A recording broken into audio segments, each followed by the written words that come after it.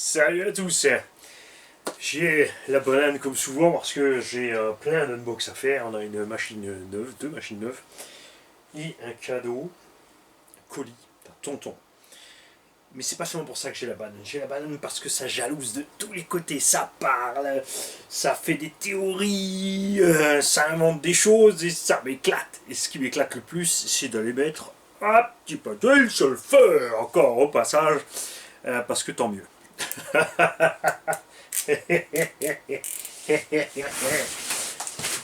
Faites-vous du mal comme vous voulez, c'est pas grave. Alors, colis de, je dis pas de bêtises, tonton âgé. Hey. Lui, tu vois, il s'est dit, attends, je vais quand même pas lui mettre de la bouffe dans le colis pour qu'il trouve mon mot. Il l'a mis au-dessus. Donc, Agent Mani, votre mission, si vous l'acceptez, sera de préparer la Porsche violette pour la tombola et préparer le monstre Tracker 2.0 en brushless afin qu'il aille beaucoup plus vite. Terrain sable en Russie. Ouais, eh oui, on nous fait du matos pour les Russes aussi. On a déjà envoyé à Dubaï partout.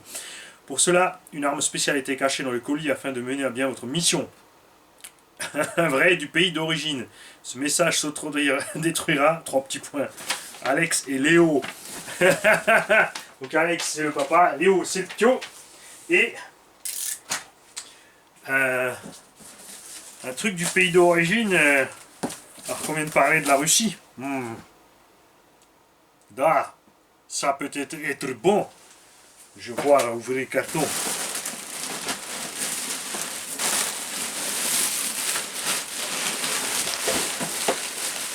Je sais découvrir un sachet, 2 sachets et la Porsche violette qui a eh oui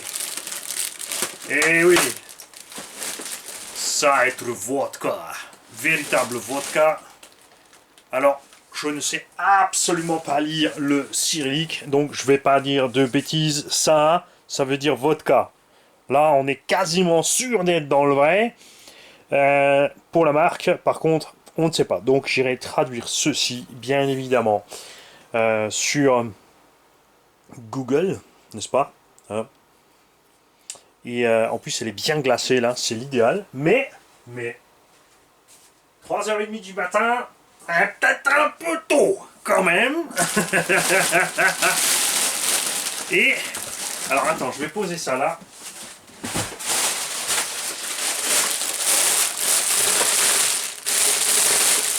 Nous avons une superbe Porsche. Hein, la couleur, c'est chacun son truc. Moi, pas le violet. Fripo, il adore le violet.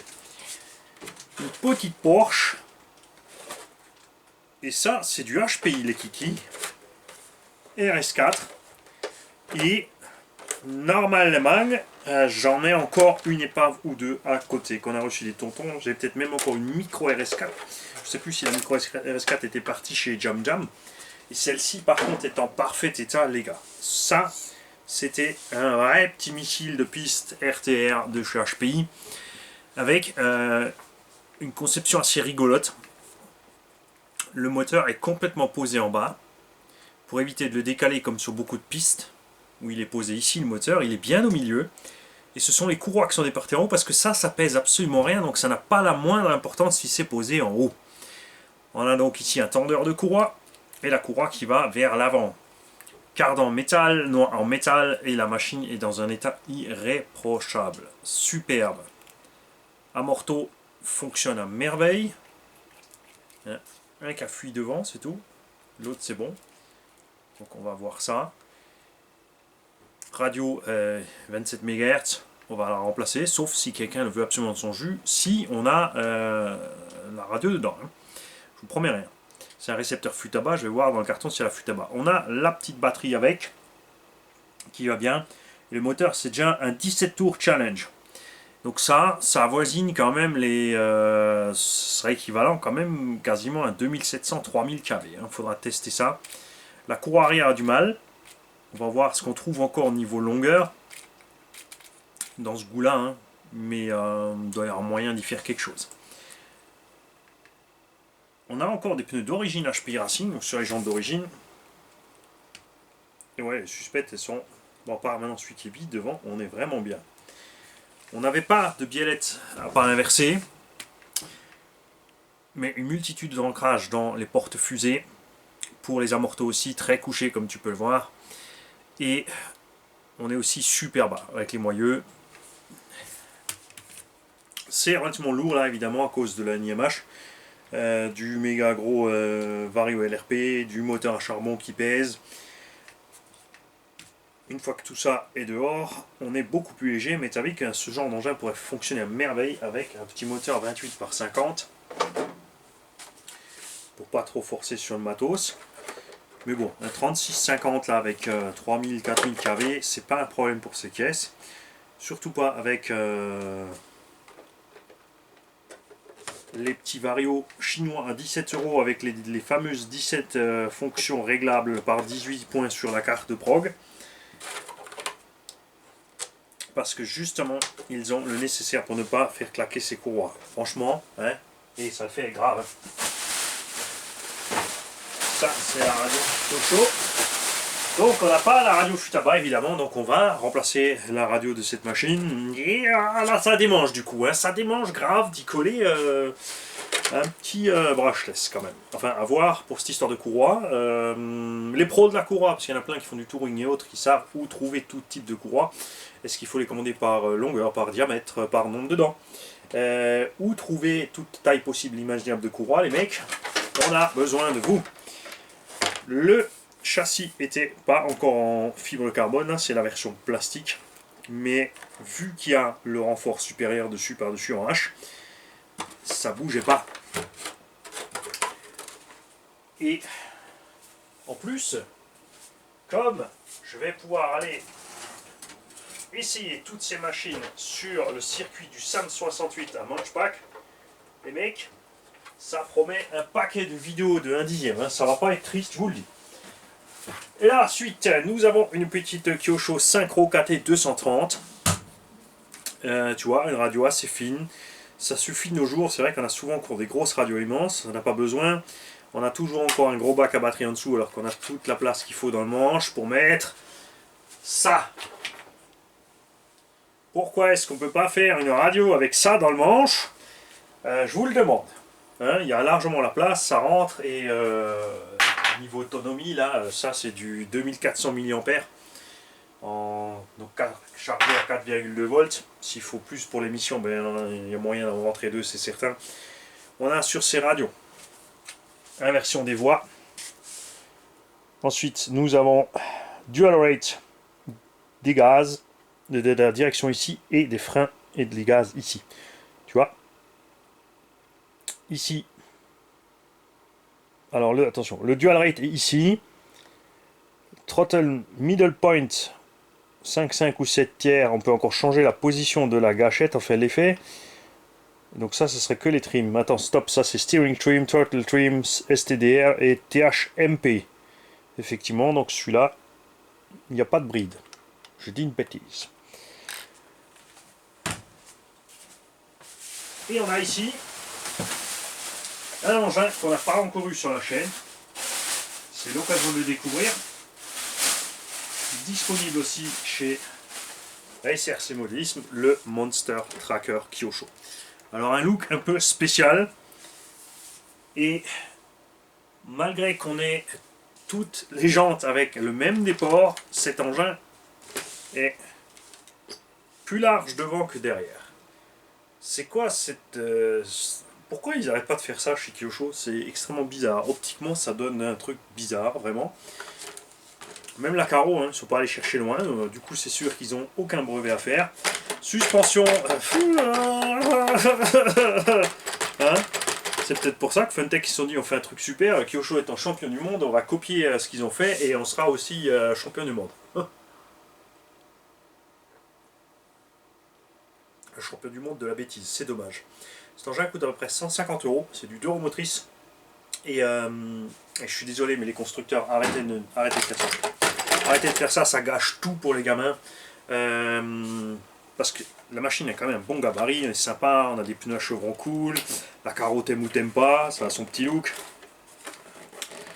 Ils ont eu la bonne idée d'y mettre un vrai pare-choc arrière, un bon pare-choc avant, qui par contre n'est pas relié sur la tourelle ni rien, il est juste comme ça.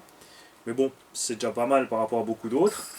Pneumatique, pas de mousse, mais en vrai caoutchouc. Et pas collé. Les pneus sont pas collés.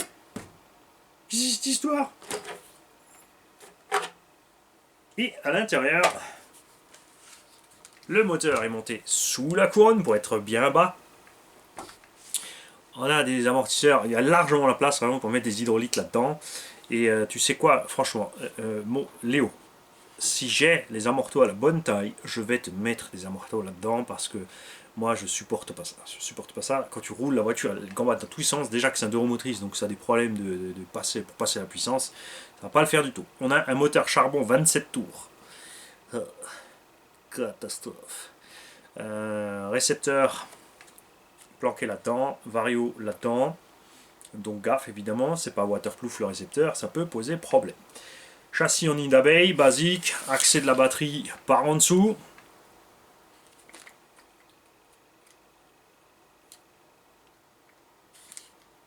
Accès. Alors là, Kyosho, mon gars, faut qu'ils arrêtent. Alors là, si t'as pas d'outils, tu fais rien. Il faut appuyer le petit bouton là, il faut avancer la trappe.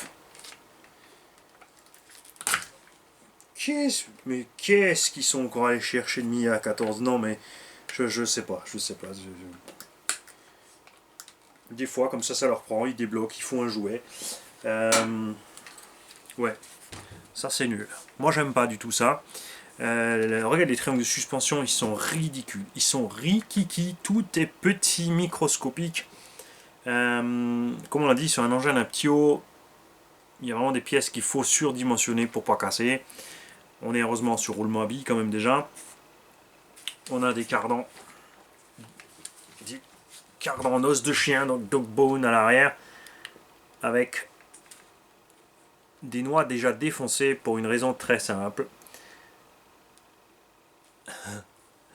Tu peux pas brider la garde au sol de l'engin. Regarde, le débattement est à fond, regarde ce qui se passe avec les cardans.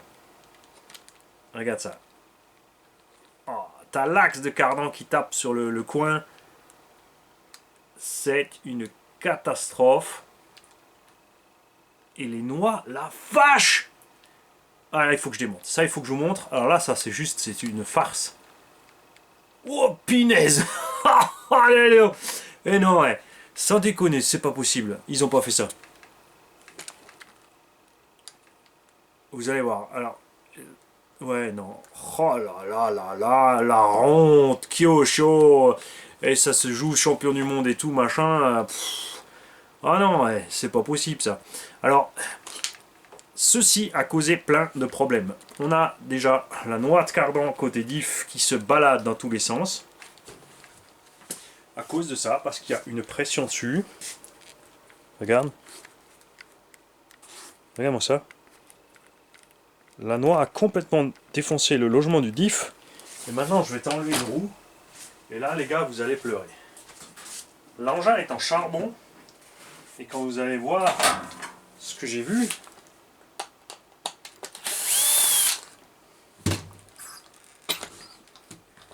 vous allez vous demander de qui Kyosho se moque.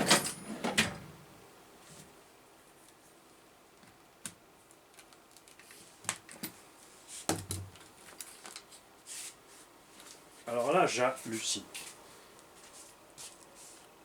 Regardez l'état de la noix. Je vais la sortir, attends, je vais la sortir, c'est pas possible.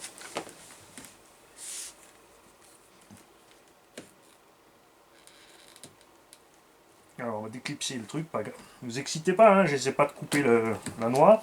Je passe derrière. Pour la faire sortir de là.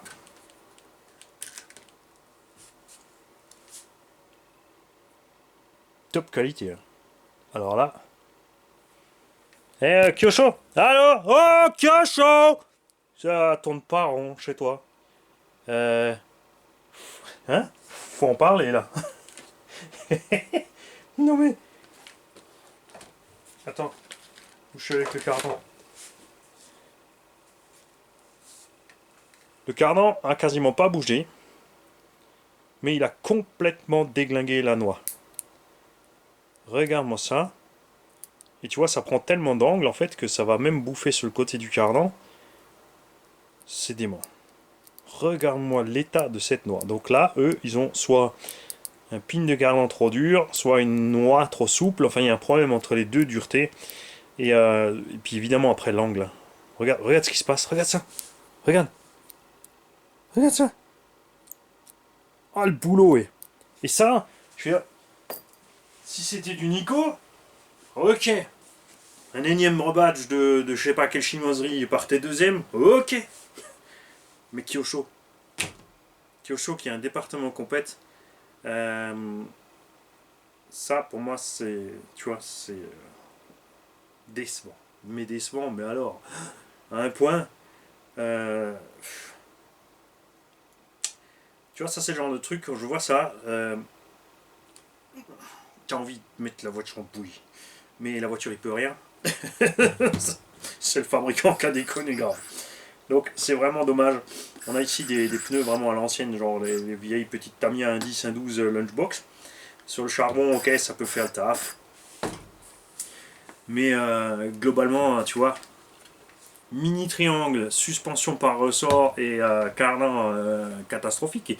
Sans compter... ah ouais, là, qu'est-ce qu'on va trouver là-dedans quand on va ouvrir la transmission? Dans quel état va être le boîtier de différentiel là-dedans? Il n'y a pas plusieurs ancrages de la suspension, donc évidemment personne n'a pu toucher ça et changer le réglage. Ça veut dire que sorti du carton, regarde ce qui se passe. Sorti du carton, ces machines sont déjà défaillantes. Grosse erreur de conception. De la part d'une marque comme ça, je ne sais pas comprendre. Alors là, je suis sur le cul. Comment ils ont pu faire ça, comment ils ont pu sortir ça, et comment ils ont pu essayer ça et ne pas s'en rendre compte. Metavik, si vous avez passé ça à quelques pilotes professionnels Kyosho, les gars, ils auraient pété les fusibles. Et c'est pas tout, hein. Oh là là, le travail. Quand tu comprimes ta suspension, regarde, là, je suis pas comprimé. Tu sais ce qui force? C'est le cardan qui tape au fond, entre les deux pièces. Regarde, écoute.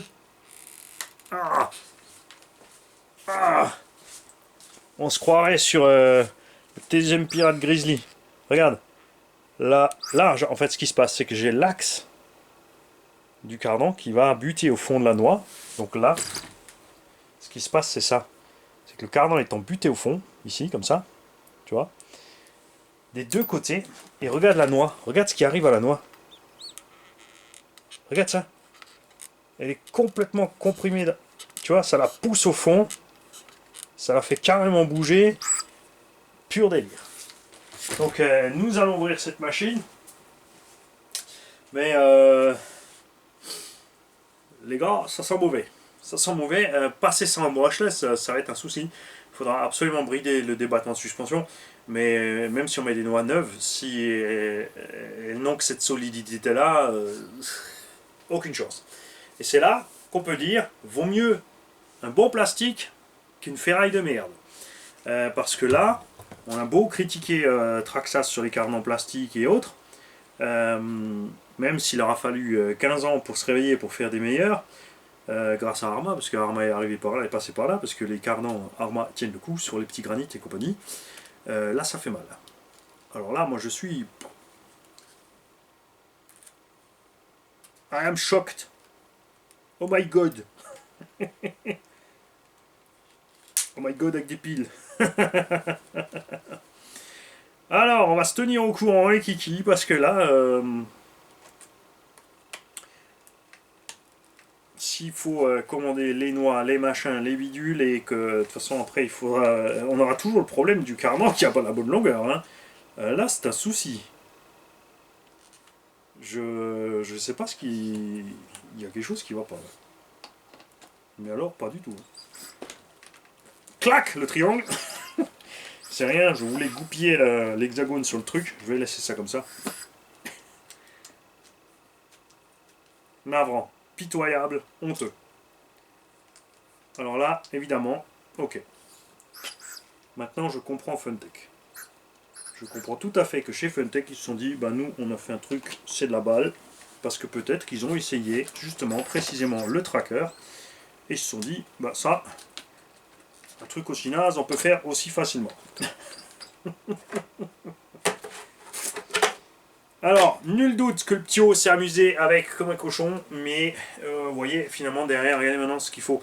C'est une machine pas très chère. Il va nous falloir 2 noix, il va falloir très certainement faire quelque chose au niveau du diff.